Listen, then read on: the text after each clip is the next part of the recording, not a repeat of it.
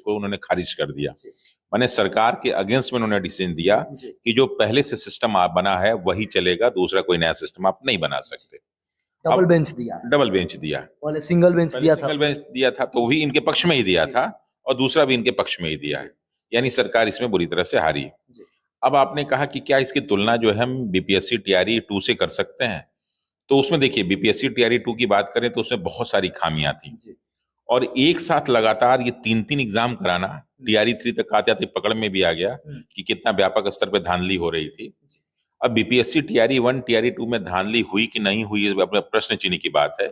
क्योंकि हो सकता है कि धांधली हुई हो, लेकिन हम मानते हैं कि चलिए बीपीएससी टीआरई 1 बहुत ईमानदारी से हुआ, 2 भी मानते हैं ईमानदारी से हुआ, लेकिन एक तो सप्लीमेंट्री वाला हटाया गया, जितनी सीटें थी उतनी भरी नहीं गई। तीसरा बीच में जो है हिंदी वाला मैटर आया या वो भी एग्जाम होने के बाद ऐसे अभी जो डॉक्यूमेंट वेरिफिकेशन हो रहा है तो डेली 10, 20, 50, 100 पकड़े जा रहे हैं। यानी अगर हम बीपीएससी टीआरई 2 की बात करें तो आपको कम से कम इसमें जो है ना 20-25 खामियां दिख जाएंगी। तो अगर बच्चे इस मुद्दे पे कोर्ट में गए हुए हैं और इन सारी खामियों को गिना देंगे तो मुझे विश्वास है कि बीपीएससी टीआरई 2 में रिजल्ट को लेके, उसकी ज्वाइनिंग को लेके बहुत सारा प्रश्न चिन्ह उठ सकता है। अब कुछ लोग कहेंगे सर ज्वाइनिंग तो हो चुकी है, तो ज्वाइनिंग तो बंगाल में भी हो गई थी 2016 में। 6 साल से 7 साल से लोग नौकरी कर रहे थे, तो उनको सिर्फ और सिर्फ हटाया ही नहीं गया, उनसे कहा गया कि सूद ब्याज सहित आप पैसा वापस करेंगे, वेतन जो है वापस करेंगे। तो ये कोई बहुत बड़ी चीज नहीं होती है। हाँ, कोर्ट कोशिश करती है कि जो लोग ज्वाइन कर लिए हैं और जो है नेचुरल जस्टिस के अगेंस्ट कुछ ना हो, कुछ के चक्कर में बहुतों का नुकसान ना हो, ये है। लेकिन कुछ के चक्कर में बहुतों का नुकसान यहाँ हो रहा है क्योंकि बहुत सारे ऐसे बच्चे हैं जो जेन्युइनली परीक्षा दिए थे, ईमानदारी से उन्होंने अच्छे मार्क्स लाए थे। अब आपने देखा होगा बीपीएससी टीआरई में जो है मेरिट लगभग 55 के आसपास गई, मतलब 60 के आसपास गई। अचानक जो है बीपीएससी टीआरई में बढ़ के 100 के आसपास हो गई, 85 से लेकर 100 के बीच में। तो ये डबल का मेरिट का चेंज होना, ये भी अपने आप में एक प्रश्न चिन्ह उठाता है। तो अगर आप बीपीएससी टीआरई 2 के जो है भर्ती को देखेंगे तो मुझे लगता है कि उसमें बहुत सारी खामियां हैं और अगर बच्चे इस पे प्रॉपर ढंग से वकील के साथ जाके अपने तथ्यों को रखें तो मुझे लगता है कि उनकी एक एक बात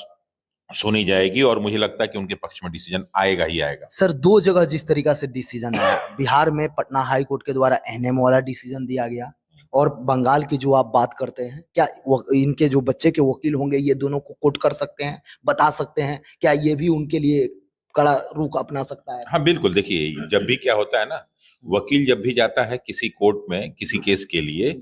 तो देखिए ये केस का सिस्टम है, वो वकील जाके क्या करता है, जैसे आप देखेंगे वकीलों के चैम्बर में जाते हैं तो खूब सारी किताबें आप देखते हैं। तो बेसिकली किताबें क्या होती हैं, वो प्रीवियस जो केसेस होते हैं उनका डिसीजन होते हैं और उसमें क्या क्या लॉ पॉइंट कहा गया वो बताया जाता है। तो एक अच्छे वकील को उससे रिलेटेड बहुत सारे केसेस याद रहते हैं, तो वो जब कोर्ट में जाता है तो अपने उन्हीं सारे केसेस को जो है वहां पे जो है बताता है कि साहब ये केस हैं, उसको कोट करता है और उसमें ऐसा ऐसा डिसीजन दिया गया था, उसमें मसला ये था। तो उसी तरह इस बीपीएससी टीआरई 2 में भी बहुत सारे ऐसे मसले हैं जो ऑलरेडी हो चुके हैं और उस आधार पे बहुत सारे एग्जाम कैंसिल हो चुके हैं। अब आप कहेंगे कि क्या सरकार नहीं जाएगी? मुझे लगता है सरकार तो जाएगी, निश्चित रूप से जाएगी सरकार के अपने पक्ष रखने के लिए, लेकिन जिसमें एग्जाम हुआ था उस समय कोई और सरकार थी और इस समय कोई और सरकार है। तो इन सब चीजों को लेके मुझे लगता है कि अगर बच्चे अपनी बातों को दृढ़ता के साथ रखें, वकील लोग इन सारे के सारे लेटेस्ट फैसलों को भी उसमें रखें, तो मुझे लगता है कि बच्चों की जो है विजय होगी। सर इसमें 2 प्रक्रिया नहीं हो सकता है क्या? ये भी हो सकता है कहीं कोर्ट के द्वारा बोला जाए कि जो ज्वाइनिंग किए हैं उसमें देखा जाए कि हिंदी में कौन पास है या कौन फेल है, या फिर से जो टोटल सीट है उस पर रिजल्ट दे दीजिए, बहुत सारा कंडीशन बन सकता है। देखिए जैसे एक पहला तो मसला आपने हिंदी बोला, तो सिर्फ हिंदी वाला मसला नहीं है, इसमें कई और मसले भी हैं, कई और समस्याएं भी हैं। अब आपने जैसे कहा कि हिंदी वाले हम इश्यू को उठा लें कि भाई जो हिंदी में फेल है उनको हटा दीजिए, बाकी लोग को रखे रहिए। तो जब हिंदी वाले हटेंगे तो लोग और भी रखेंगे कि साहब ये भी कारण है, ये भी कारण है, ये भी कारण है, तो इन सब सभी कारणों को देखिए, उसके बाद इनको लीजिए। तो लेकिन फिर भी कोर्ट क्या करती है ना कि सब चीज को संज्ञान में लेती है कि कौन सी ऐसी चीज है जिससे लोगों का नुकसान नहीं हो, कौन सी ऐसी चीज है जिससे अधिक से अधिक लोगों का फायदा हो, तो उसके हिसाब से डिसीजन लेती है। लेकिन मुझे लगता है कि बीपीएससी टीआरई 2 में बहुत सारे प्रश्न चिन्ह हैं और अगर इसको कोर्ट में ठीक से लड़ा जाए तो बच्चों के फेवर में कई तरह के फैसले आएंगे उसमें, सप्लीमेंट्री रिजल्ट से लेके, हिंदी को हटाने से लेके, मेरिट से लेके, और जो सीटें खाली रह गई उनको, इन सब चीज को लेके बहुत सारे जो है डिसीजन उनके फेवर में आ सकते हैं। सर एक जो ये है कि जो बच्चे उसमें जा रहे हैं जिनका मान लीजिए मार्क्स था, क्वालिफाइंग कर गए थे, जिनके पास कट ऑफ भी था, फिर भी उसमें part 1, part 2, part 3 cut off दिया गया अलग अलग सब्जेक्ट का, ये सर ये सब कट ऑफ भी प्रश्नवाचक चिन्ह उठता है। बिल्कुल, देखिए कुछ भी जो है ना बीपीएससी टीआरई 1 जैसे हम लोगों ने देखा था, टीआरई 2 भी देखा, इसमें तो मतलब समझ लें कि एक ऐसा गेम था जिसमें कोई रूल ही नहीं था। मतलब गेम की जब शुरुआत हुई तब तो जितने रूल बदल सकते थे, इधर कर दो उधर कर दो, उस समय बस एक ही लक्ष्य दिख रहा था कि अधिक से अधिक लोगों को रोजगार दो।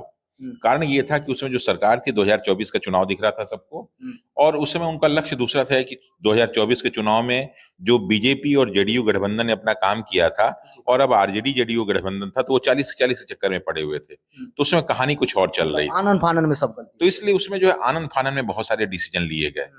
अब उसमें जब भी कोई प्रशासनिक डिसीजन लिया जाता है तो वो अपने आप नहीं होता, उसमें कहीं ना कहीं जो है ना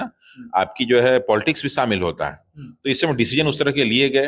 और चूंकि हमारे जो चेयरमैन साहब थे कुछ दिन रहे उसके बाद हट गए, उनको रिटायर होना था,